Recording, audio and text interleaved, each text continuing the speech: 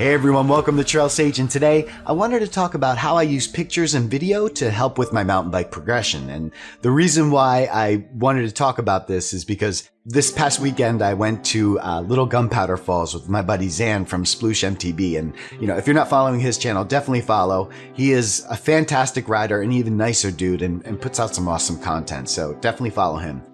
So we went to Little Gunpowder Falls, and he took me to this one section that had this 8-foot drop into a creek gap. And for me, that drop was significant. It was 8 foot up and probably about 2 bike lengths to get to the landing, and it was raw. And so it was a little bit concerning for me. So I asked Zan to do it first, and of course he does it beautifully.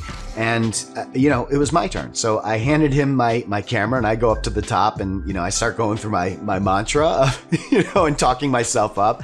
And I go to hit this drop, and it just instantly feels terrible. I'm just like, oh man, you know that feeling. So I go back up to Zan, and I'm like, oh man, how did that look? Because it felt terrible. And he said, well, let's take a look at the footage. So we look at the footage, and actually, it was fine. What I thought, I felt like I was really nose heavy, but in actuality, the video showed that I actually matched the landing perfectly, and my body position was fine, and everything was great. So it was a good example of how I felt about the drop wasn't necessarily what it looked like. And usually it's the opposite, right? Usually you feel like, oh man, I nailed that, right? You feel really good about something, and then you watch the video and you're like, oh, that was way off. But regardless, having that video feedback immediately was really helpful. I think as mountain bikers, we watch a lot of how-to videos. For me, I'm a terrible jumper, so I watch a lot of how-to jump videos. And that's great. I love to learn, but that's only one part of it. The second part is actually applying what you learn to what you're doing. And so, I'll go with my friends, we'll go to a jump park, and I'll have my friends actually record me doing the jump. And then we'll go and we'll analyze the footage together, and he'll say, look, your timing is way off, or you're compressing too early. And having that data right there immediately so that I can apply what I just learned to the next jump is it's invaluable. And if you're someone that doesn't like to work on things with other people watching, or you're not comfortable having someone record you, you can do it on your own. You don't need an expensive camera. You can use your own phone and just get a simple tripod like this. You slap it in there. It can extend out.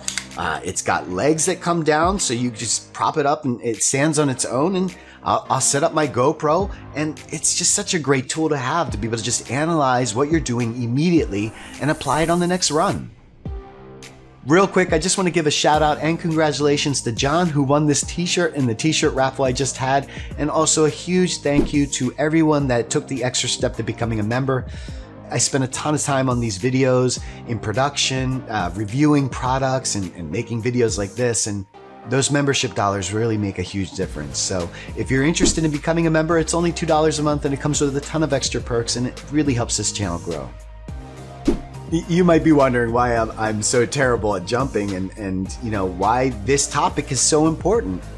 About 2 years ago, I broke my back, 2 ribs and my wrists doing a jump at Blue Mountain Bike Park. And ever since then, my confidence for jumping it's been terrible. And, my fear has caused me to develop some really terrible habits. And so having video evidence that I'm able to analyze right away has been really helpful, because a lot of times how I feel about something isn't necessarily what's actually happening.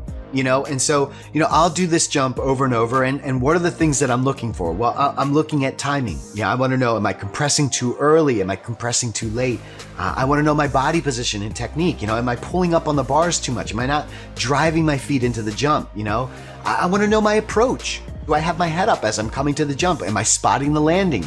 So those 4 things are really integral to jumping, and being able to analyze that on the spot and then apply what I see to the next run has been just really helpful. I'm breaking bad habits, and this works for things like jumps, but it also works for things a lot less sexy, like log overs and step ups. That accident just destroyed my confidence in all riding, and so log overs and step ups, you guys know me, I love tech, log overs and step ups are a big part of what I like to do. It's how I like to ride. And so I took my GoPro, I brought it to the whisk, I found a huge log, and I recorded myself doing this log in multiple different angles. I used a technique called the slap and tap, where I slap my front tire onto the object and then propel myself forward, and the back tire taps the object. And it's a very timing-based move. It really relies on how fast you're going, how big the log is, and if you don't have that timing right, then, well, first of all, it looks terrible, but it also could be dangerous. So as a clipless rider, I'm also looking to see if I'm doing this correctly. I don't want to be relying on my clips to be able to do this. And so being able to study it from different angles was really helpful. And a little pro tip here, if you have the ability to go to 60 frames a second, do it. The more frames that you can add, the more you'll be able to slow down that footage and be able to see the little details in what you're doing. And this works for seasoned riders, right? And it works for beginners. Like any riding level that you're at, recording yourself is always going to be helpful.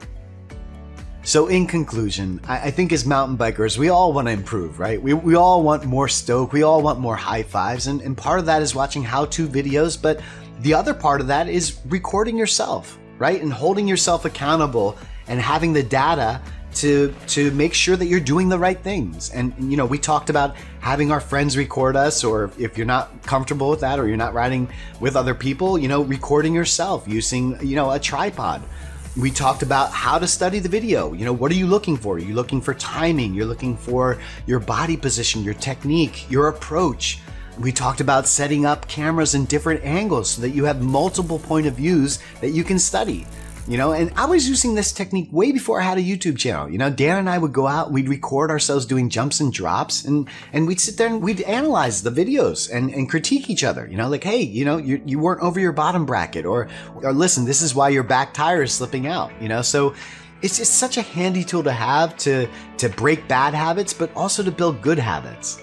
So if you're interested in that tripod that I was showing you, I did a review on it. It's $26. It's honestly one of my favorite tools. It goes out to like 35 inches. It has little tripod legs, so it stands on its own, and it works with a phone or a GoPro. I just love this thing, and yeah, highly recommend it. There are other tripods out there. You don't need this one, but if you are interested in this one, I'll leave a link to it down below. Well, that's it for this video. If there are things that you think I missed, leave that in the comments below. If there are other topics that you want me to cover, put that in the comments below too. Well, that does it for this video. If you enjoyed it, hit that like button. And if you want to see more content like this, feel free to subscribe or join now for some extra perks. Thanks for watching.